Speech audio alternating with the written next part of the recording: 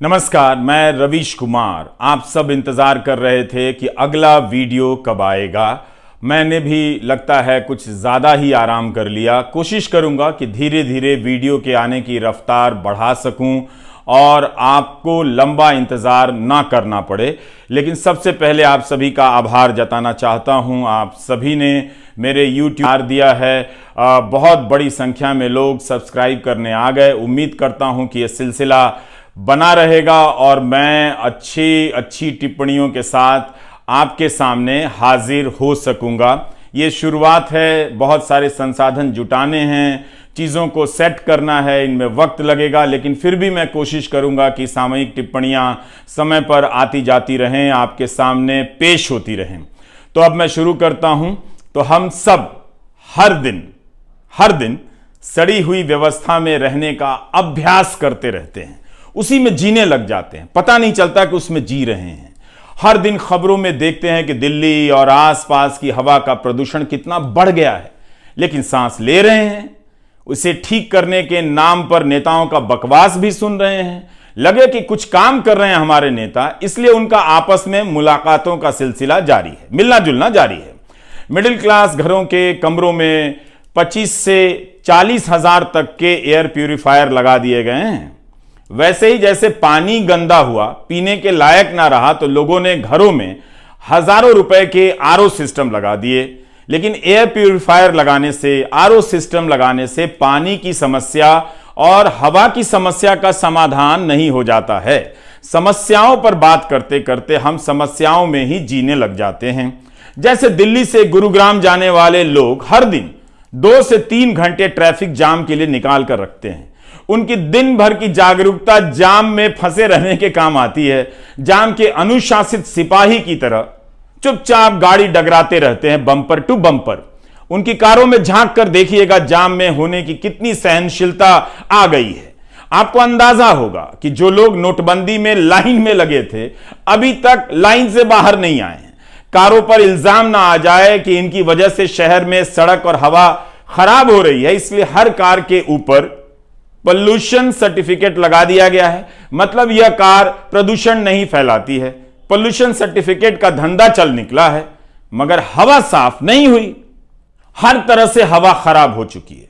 लोग फिल्मों के बहिष्कार के काम में लगा दिए गए हैं। किस फिल्म को हिट कराना है, किसे फ्लॉप कराना है। राजनीति का यह परमानेंट काम हो चुका है। ऐसे समाज को खराब हवा में उसी तरह से जीने की आदत लग जाती है जिस तरह से दिन रात हिंदू मुस्लिम डिबेट की। लोगों को लगना चाहिए कि वे जागरूक हैं, देश की समस्या पर बात करने लायक हो गए हैं। इसलिए इन दिनों लोग AQI की बात करने लगे हैं। तुम्हारे यहां AQI कितनी है? हमारे यहां तो AQI इतनी है। अखबार और चैनल वाले भी समझ गए हैं, तो अब AQI का डेटा देने लग गए हैं। जल्दी ही शादी के कार्ड पर छपने लगेगा कि हमारे यहां जहां बारात टिकाई जा रही है AQI इतनी है। AQI जान गए तो आपको जानने की जरूरत नहीं है कि तवांग कहां है और वहां पर क्या क्या हुआ है चीन के साथ। बंदे को बाहर तो जाना है, मगर AQI ऐसे चेक करेगा इन दिनों जैसे अभी प्लान कैंसिल करने वाला हो कि नहीं जाएंगे।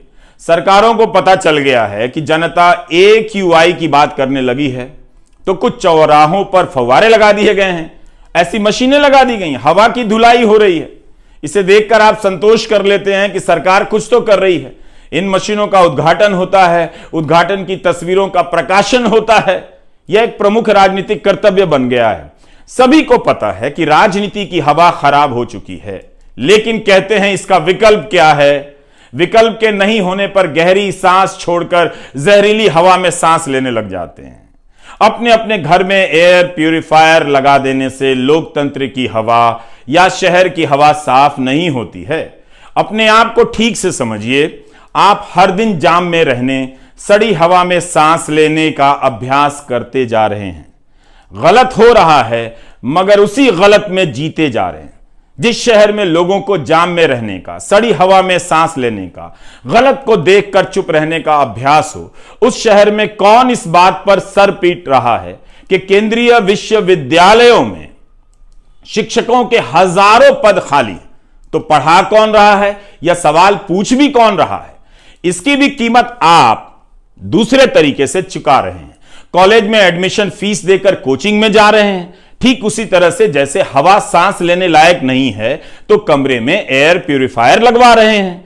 गरीब और साधारण घर के बच्चे जब क्लासरूम में पहुंचते हैं तब वहां पढ़ाने वाला मास्टर नहीं होता, या होता भी है तो वह गेस्ट लेक्चरर होता है जो कई साल से पढ़ाते पढ़ाते अपने अंधकारमय भविष्य की चिंता में डूब जाता है। उसके भरोसे आपके बच्चों का भविष्य टिका है। यह सब इसलिए हो रहा है ताकि आपके बच्चे जहां हैं वहां से आगे ना जाएं, बल्कि आगे जाने का सपना दिखाकर उनकी जेब से कुछ और पैसे निकाल लिए जाएं। जैसे सड़ी हवा दिखाकर आपसे एयर प्यूरिफायर के पैसे निकलवाए जा रहे हैं। जो पढ़े लिखे हैं और जिनके पास पैसे हैं वो जानते हैं कि यहां के विश्वविद्यालयों में कुछ भी नहीं रखा है, तो वे निजी विश्वविद्यालयों में लाखों की फीस देकर अपने बच्चों को बचा ले जाते हैं। ठीक उसी तरह से जैसे शहर की हवा सड़ गई है मगर घर में एयर प्यूरिफायर लगा लेते हैं। जिनके पास कुछ अधिक पैसा है वे पेट और जेब काटकर दूसरे देश में पढ़ने के लिए भेज देते हैं। सरकार को पता है कि जब आप 3 घंटे जाम में आराम से लगे रह सकते हैं तो बिना मास्टर के 3 साल कॉलेज में बिता सकते हैं, बर्दाश्त कर लेंगे, और आपने करके दिखाया भी है। केंद्रीय विश्वविद्यालयों, आईआईटी, आईआईएम जैसे संस्थानों में शिक्षकों के 11,000 से अधिक पद खाली हैं, लेकिन देश का काम चल रहा है। यह संसद में सरकार का जवाब है। अब इनमें से केंद्रीय विश्वविद्यालयों को अलग कर दें तो 45 केंद्रीय विश्वविद्यालयों में professor, associate professor, assistant professor के 6,180 पद खाली हैं। आईआईटी में 4,502 पद खाली हैं। सोचिए, जिस आईआईटी की इतनी धूम है वहां शिक्षकों के हजारों पद खाली हैं। उम्मीद है वहां के छात्र अपने व्हाट्सएप ग्रुप में मां बाप को लिखते होंगे कि नाम का ही आईआईटी है, पढ़ाने वाला तो कोई है नहीं। संसद में शिक्षा मंत्री धर्मेंद्र प्रधान ने कहा है कि सभी संस्थाओं को निर्देश दिए गए हैं कि मिशन मोड में भर्तियां हों। इस मिशन मोड का हाल बताना चाहता हूं। ठीक 4 महीने पहले जुलाई में यही सरकार लोकसभा में जवाब देती है कि 43 केंद्रीय विश्वविद्यालयों में शिक्षकों के 6,549 पद खाली हैं। 4 महीने में खास अंतर नहीं आया है। इतना तो नहीं कि लगे कि मिशन मोड में भर्तियां हो रही हैं। 6,000 से अधिक पद खाली हैं और भरे जाते हैं 369 के करीब। तो यह कैसे मिशन मोड हो गया? मंत्री जी ने पिछले साल सितंबर में कहा था, सितंबर में भी, कि केंद्रीय विश्वविद्यालयों के कुलपतियों को निर्देश दिए गए हैं कि 1 साल के भीतर 6,000 रिक्त पद मिशन मोड में आकर भर दें। 1 साल से अधिक समय बीत गया, भर्तियां वहीं की वहीं नजर आ रही। सितंबर 2021 से जुलाई 2022 तक 10 महीनों में 6,500 से अधिक खाली पदों पर मात्र 375 भर्तियां हुई हैं, जैसा कि संसद में दिए गए जवाब से जाहिर होता है। यह सरकार का जवाब है, लेकिन यह खबर अमीर लोगों के किसी काम की नहीं है। वो अपने बच्चों को विदेश भेज दे रहे हैं। आपके बच्चों का क्या होगा, यह खबर आपके काम की है। थोड़ा फ्लैशबैक में ले जाता हूं पीछे। खाली पदों को भरने की हुंकार 2017 में भी मोदी सरकार के एक मंत्री ने भरी। फरवरी 2017 में राज्यसभा में तत्कालीन शिक्षा मंत्री प्रकाश जावड़ेकर ने कहा कि 2017 के साल में यूनिवर्सिटी के अधिकांश खाली पद भर दिए जाएंगे। यह भी कहा कि वे महीने के हिसाब से, मंथली बेसिस पर इन भर्तियों की निगरानी कर रहे हैं। रिजल्ट क्या निकला आप देख रहे हैं। आज आईआईटी, आईआईएम और 45 केंद्रीय विश्वविद्यालयों में खाली पदों की संख्या 11,000 पहुंच गई है। तब मंत्री ने बताया था, तब 2017 में 1 अक्टूबर 2016 को केंद्रीय विश्वविद्यालयों में खाली पदों की संख्या 6,080 थी। तब मंजूर पदों की संख्या 17,006 बताई गई। अब तो मंजूर पदों की संख्या भी बढ़ गई है, 18,969।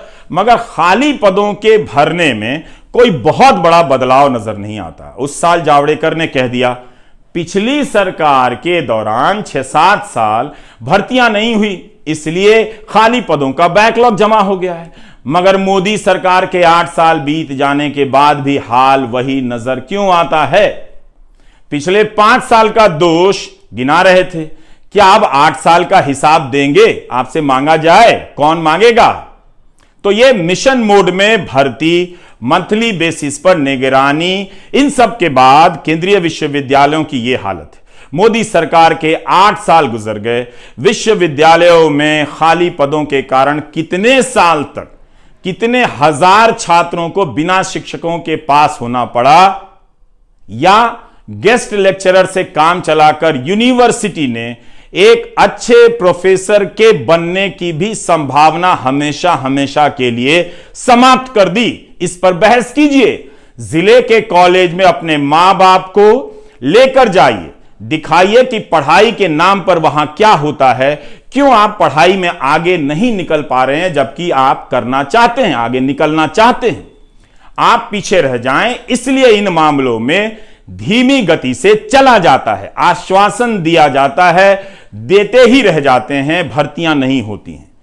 अपने जिले के कॉलेजों का हाल ईमानदारी से देखिए, लिखिए, सांसदों को बुलाइए, उनसे बात कीजिए। कोई इन सवालों पर नहीं आता है, क्योंकि इन पर बात करते हुए आपकी सांसें तेज नहीं होती हैं, सीना नहीं फूलता है, वीडियो वायरल नहीं होता है। अगर यूट्यूबर अपने अपने जिलों के कॉलेजों का हाल बताने लग जाएं तो समाज और सरकार के सामने खस्ता शिक्षा व्यवस्था का विशाल फीडबैक तैयार हो जाएगा। समाज में बातें होने लगेंगी कि युवाओं के एक बड़े वर्ग को किस तरह बर्बाद किया जा रहा है। एक समाचार यह भी है कि गाजियाबाद पुलिस ने 8वीं और 10वीं पास कई छात्रों को गिरफ्तार किया है। ये क्या कर रहे थे? ये अमेरिका के 500 लोगों से 200 करोड़ की ठगी की है इन्होंने, ऐसा आरोप है। तो याद रखिएगा, जब आप अच्छे कॉलेज की बात करेंगे तो नेता हिंदी की बात करेंगे कि हिंदी में पढ़ाई होनी चाहिए, हम उसमें लगे हुए हैं। हिंदी के नाम पर आपके सीने में गैस भर देंगे और अपने बच्चों को अंग्रेजी में पढ़ाने के लिए विदेश भेज देंगे। ये और बेसिक मुद्दों की तरफ लौटते रहिए। नमस्कार, मैं रवीश कुमार।